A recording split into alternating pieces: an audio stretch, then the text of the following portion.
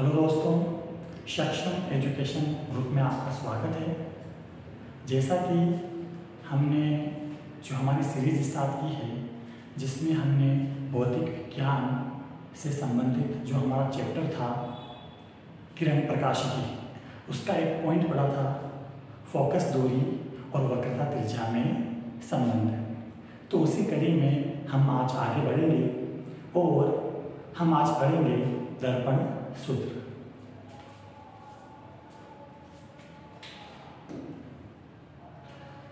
तो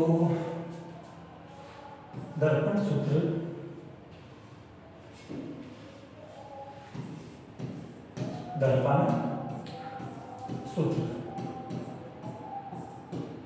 दर्पण सूत्र क्या होता है? 1/f equal to 1/u plus 1/v। दर्पण सूत्र आपने 10वीं कक्षा की जो विज्ञान विषय है वहाँ आपने पढ़ा होगा, लेकिन आज हम इस दर्पण सूत्र की उत्पत्ति करेंगे कि ये जो फॉर्मूला है दर्पण सूत्र ये किस प्रकार आया है। तो आज देखिए कि हम दर्पण सूत्र को किस तरीके से लेके आएंगे।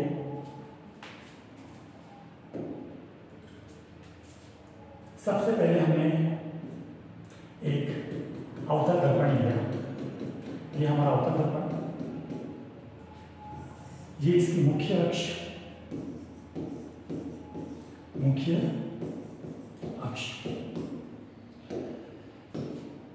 ये बिंदु क्या है? ध्रुव, जिसे K से लिखते हैं। ये आपका फोकस बिंदु और इसे बोलते हैं वक्रता केंद्र, जिसे C से प्रदर्शित किया जाता है।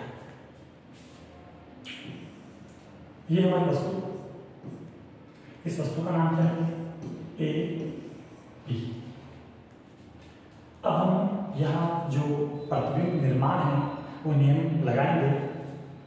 देखिए आप, जब प्रकाश किरण मुख्य अक्ष के समानांतर आती है तो वो कहाँ से गुजरती है? वो फोकस से गुजरती है। प्रतिबिंब निर्माण का जो पहला नियम है कि यदि कोई प्रकाश किरण मुख्य अक्ष के समानांतर आ रही है तो परावर्तन के पश्चात वह फोकस बिंदु से गुजरती है। एक नियम, यदि प्रकाश किरण ध्रुव पे आ रही है, यदि प्रकाश किरण कहाँ है? ध्रुव पे, तो वो परावर्तित हो जाती है परावर्तन के प्रथम नियम के अनुसार, जहां पर आपतन कोण का मान अपवर्तन कोण के बराबर होता है। और आप यहाँ देखेंगे कि जहां पर दोनों प्रकाश किरणें मिल रही है वहां क्या बनेगा? प्रतिबिंब A' और B'। तो आपको जो रेखा चित्र है प्रतिबिंब निर्माण का वो समझ में आ गया होगा। अब यहाँ हम कुछ जो दूरियां हैं उसके लिए बात करेंगे। जैसे ध्रुव से जो फोकस दूरी होती है, ध्रुव से मुख्य फोकस की जो दूरी होती है उसे बोलते हैं फोकस दूरी, और ये फोकस दूरी होती है ऋणात्मक। ये फोकस दूरी क्या होती है? ऋणात्मक।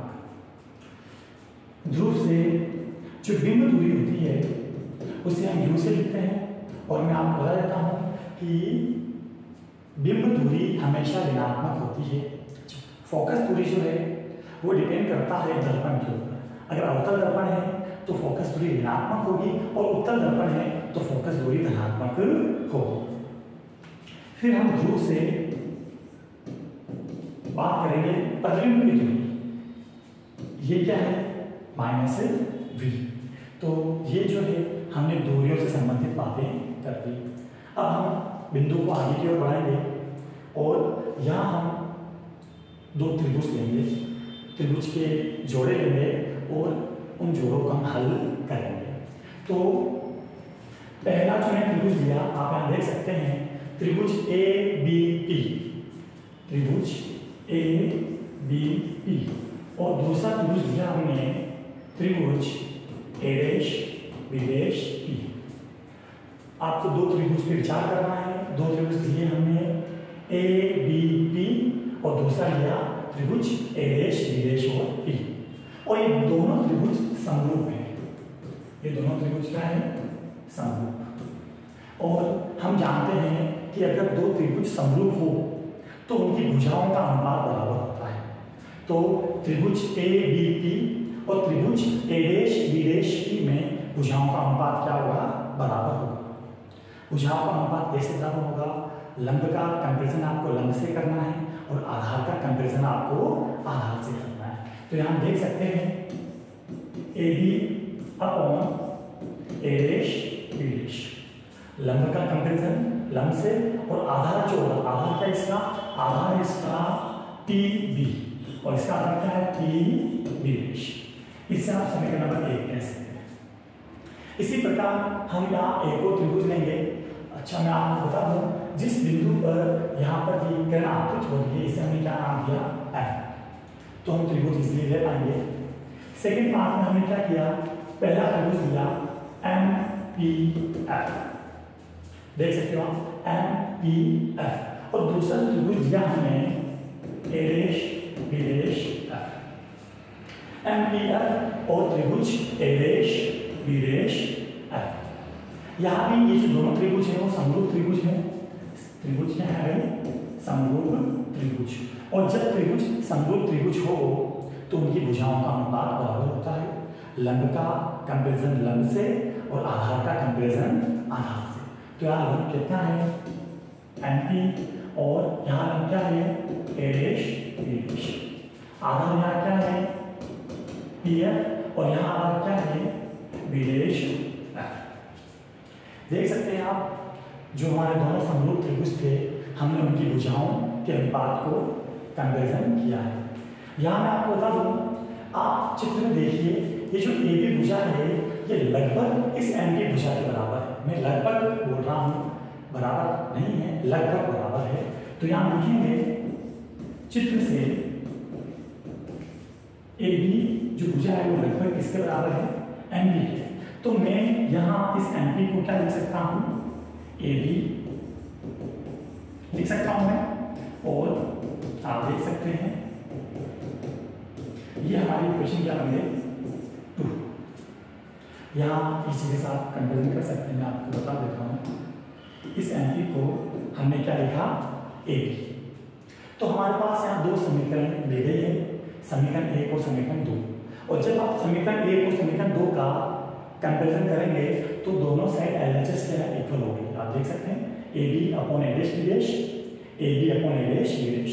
अगर एलएचएस इक्वल है तो आरएचएस भी क्या होगी, इक्वल होगी। तो हम समीकरण 1 और 2 का कंपेरिजन करते हैं। समीकरण 1 और समीकरण 2 की क्या की हमने तुलना की। देख सकते हैं आप, एलएचएस इक्वल है, आरएचएस भी क्या होगी, इक्वल, यानी P B upon P B dash और P F upon B dash F. P B upon P B dash और यहाँ P F upon B dash F. अब आप देखेंगे तो यहाँ पर हमने जो ये दूरियां हैं ये ऑलरेडी निकाल रखा था। आप देख सकते हैं P F, P B dash और पी बी, ये हमने यहाँ सारे दूरियां निकाल रखी है। तो हमें वैल्यू पुट करनी है और आगे इक्वेशन को कंटिन्यू करना है।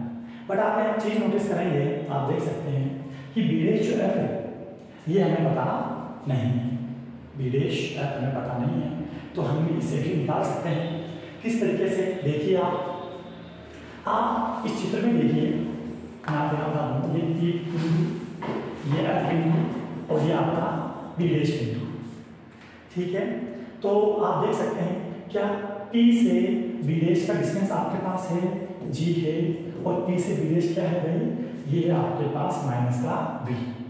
क्या PF का डिस्टेंस आपके पास है, हाँ सर PF का डिस्टेंस भी सर मेरे पास है, वो माइनस का है। तो मैं इस बड़े डिस्टेंस में से इस छोटे डिस्टेंस को माइनस कर दूंगा, तो क्या मेरे पास ये बचा हुआ डिस्टेंस आ जाएगा, यस आ जाएगा। इस बड़े डिस्टेंस में से किसको माइनस करेंगे, छोटे डिस्टेंस को, तो आपके पास क्या जाएगा, बी डैश एफ। तो ये कैसे आएगा देख सकते हैं आप यहाँ B dash F equal to P B dash minus P F. देख सकते हैं आप पी बी डैश में से आपने क्या माइनस किया पी एफ, तो रिमेनिंग आपके पास क्या बचेगा बी डैश एफ। तो इसे हम समीकरण में पुट करेंगे पी बी डैश और ये पी एफ और यहाँ पर आएगा P B dash minus P F. अब हमें वैल्यू पुट करनी है, आप वैल्यू पुट कीजिए। पी बी की वैल्यू क्या है minus U, P B dash की वैल्यू क्या है माइनस वी, पी एफ की value minus F, P B dash minus का वी और ये माइनस और पी एफ की वैल्यू क्या है माइनस एफ।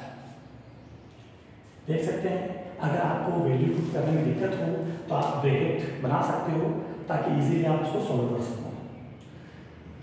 अब इसे हम आगे कंटिन्यू करते हैं। देखिए आप माइनस से माइनस कैंसिल क्या आया u अपॉन v, ये आपके पास माइनस है, ये माइनस v और माइनस माइनस ये प्लस f। अब हमें इसका क्या करना है क्रॉस मल्टीप्लाई, तो देखिए क्रॉस मल्टीप्लाई करते हैं u ब्रैकेट ये पूरा u से मल्टीप्लाई होगा तो minus v plus f equal to minus f किससे मल्टीप्लाई होगा माइनस f v से मल्टीप्लाई होगा तो क्या आएगा minus f v। Cross multiply आपने कर लिया। अब देख सकते हैं आप u किससे मल्टीप्लाई हो रहा है माइनस v प्लस f से u मल्टीप्लाई हो रहा है तो क्या आएगा minus u v plus u f equal to minus f v। देख सकते हैं हमने किस प्रकार समीकरण को हल किया। अब यहाँ आपको कुछ नहीं करना है, जो माइनस वाला पद दिख रहा है उसका पक्षांतरण कर दीजिए।